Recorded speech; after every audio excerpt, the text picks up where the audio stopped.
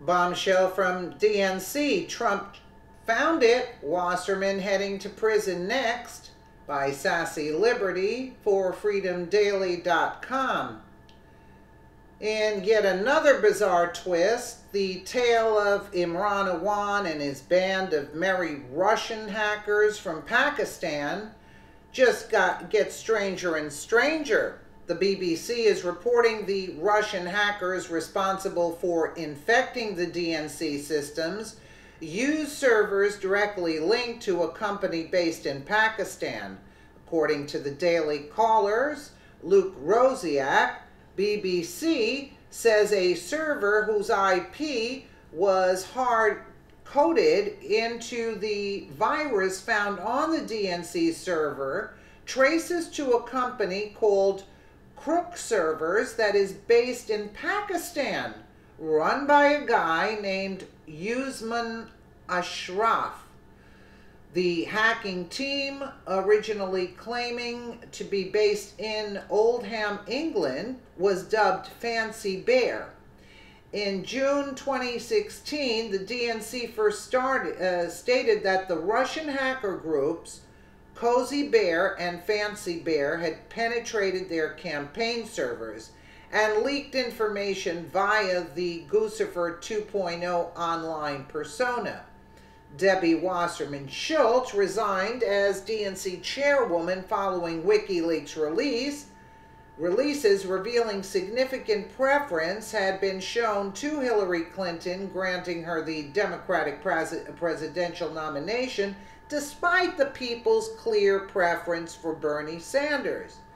These two hacker groups were the basis of the so-called 17 intelligence agencies that confirmed the basis for the so-called Russian collusion investigation into the Trump campaign.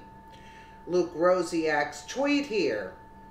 BBC says a server whose IP was hard-coded into the virus found on the DNC server traces to a company called Crook Servers that is based in Pakistan, run by a guy named Wasserman. Russian hackers, UK linked revealed. They left a trove of clues. It is interesting to note the IP address in question, this number here, was notoriously long before the DNC hack/leak, as it was hard-coded into malware used in the 2015 Bundestag hack. It was well known to all virus services as a result. Again, the authors of the malware didn't appear to have spent any effort in concealing indicators or obfuscating code. The IP address with which it tries to communicate is hard-coded in clear text inside the binary. We can observe below the procedure through which the artifact attempts to establish a connection with the IP address. This is technical. I really don't understand this, but I guess they know what they're talking about here. The specific IP address is a critical piece of information that enables us to connect this attack to a spree of previous targeted campaigns.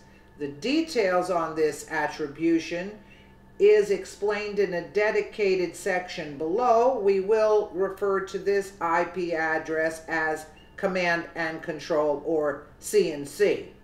The question begs to be asked, why did all the expensive resources and software used by CrowdStrike to investigate this supposed hack not immediately pick up on a well-known malware IP address? CrowdStrike is the American cybersecurity technology company based in Sunnyvale, California, who claims to have identified both Fancy Bear and Cozy Bear. Yet, their software did not pick up on a known malware IP address. See Bears in the Mist intrusion into the Democratic National Committee. According to the BBC, when Russia's most notorious hackers hired servers from a UK-registered company, they left a trove of clues behind, the BBC has discovered. The hackers used the computers to attack the German parliament, hijack traffic meant for a Nigerian government website, and target Apple devices. The group played a key role in the 2016's attack on the U.S. Democratic National Committee, DNC, according to security experts. Indeed, an Internet Protocol IP address that once belonged to a dedicated server hired via crook servers was discovered in malicious code used in the breach. But after a short period of time, the listing switched to Pakistan. The BBC has seen no evidence the shop or its employees knew how the address was being used, or that crook servers had any real connection to the news agents. The BBC identified crook servers operator as Wasserman Ashraf. Ashraf claims he has no idea hackers were using the server, except is that true? As part of WikiLeaks' Vault 8 release in November, a series of documents were revealed detailing how the CIA developed a code where the intelligence agency could impersonate the Russian antivirus giant known as Kaspersky Labs. Naturally, the left-leaning mainstream media refuses to acknowledge or give credence to WikiLeaks' findings and revelations. President Donald Trump just recently signed into law a U.S. government ban on Kaspersky Lab software. The law prompted Kaspersky Labs to file a lawsuit against the Trump administration in response.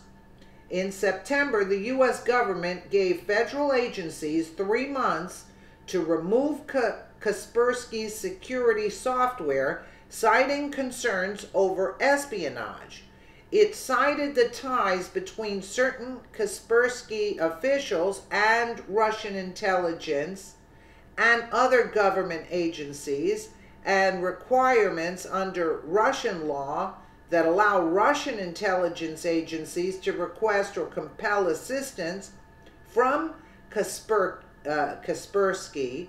and to intercept communications transmitting Russian networks. Okay, this is WikiLeaks tweet from November 9th. New WikiLeaks publication reveals CIA wrote code to impersonate Kaspersky Labs antivirus company. Okay, so the CIA did this to impersonate Kaspersky Labs. That's why Kaspersky is suing. Okay. A summary of the hacking tool posted by WikiLeaks reveals today, November 2017, WikiLeaks publishes the source code and development logs to Hive, a major component of the CIA infrastructure to control its malware. Hive solves a critical problem for the malware operators at the CIA. Even the most sophisticated malware implant on a target computer is useless if there is no way for it to communicate with its operators in a secure manner that does not draw attention. Using Hive, even if an implant is discovered on a target computer, attributing it to the CIA is difficult by just looking at the communication of the malware with other servers on the internet. Hive provides a covert communications platform for a whole range of CIA malware to send exfiltrated information to CIA servers and to review new instructions from operators at the CIA. The cover domain delivers innocent content. If somebody browses it by chance, a visitor will not suspect that it is anything else but a normal website. The only peculiarity is not visible to non-technical users. A HTTPS server option that is not widely used. Optimal client authentication. But Hive uses the uncommon optional client authentication so that the user browsing the website is not required to authenticate. It is optional, but implants talking to Hive do authenticate themselves and can therefore be detected by the blot server. Traffic from implants is set to an implant operator managing a gateway called Honeycomb, see graphic above, while the other traffic go to a cover server that delivers the insuspicious content for all other users. Wow, this is detailed information, but you know, it is like, wow. Digital certificates for the authentication of implants are generated by the CIA impersonating existing entities. The three examples included in the source code: build a fake certificate for the antivirus company Kaspersky Laboratory, Moscow pretending to be signed by Thought Premium Server, CA, Cape Town. In this way, if the target organization looks at the network traffic coming out of its network, it is likely to misattribute the CIA exfiltration of data to uninvolved entities whose identities have been impersonated. I don't know, this is like really very intricate stuff. I wish they would put it in layman's terms so I can sort of understand it that's why I'm reading so slowly. Meanwhile, Kaspersky Lab has been producing antivirus software for 20 years and boasts 400 million customers around the world. After being suspected of involvement in cyber espionage, the company maintains it has been caught in the middle of a geopolitical fight and is being treated unfairly, even though the company has never helped nor will help any government in the world with its cyber espionage or offensive cyber efforts. Adding to the intrigue, the majority of the DNC emails delivered to WikiLeaks are dated after CrowdStrike installed their software on May 5th, and it appears all emails were actually exfiltrated between May 23rd, 2016 and May 25th, 2016. The revelations from WikiLeaks would lend credence to that explanation. Many have suggested that CrowdStrike was not hired to find data breaches, but instead hired to clean up the mess left by Imran Awan and his group of IT analysts for Wasserman Schultz's office, as well as many other past and current Democrats in the House of Representatives. There have also been suggestions that there may be a connection between the FBI, CrowdStrike, and Fusion GPS, and this is all part of a much larger and more insidious picture to overthrow the United States government while blaming it on the Russians. Unbelievable. This is frightening. It would also explain current Attorney General Jeff Sessions' decision to pursue espionage charges against Julian Assange of WikiLeaks earlier this year. It also makes CIA Director Mike Pompeo's sudden change of opinion regarding WikiLeaks even more telling.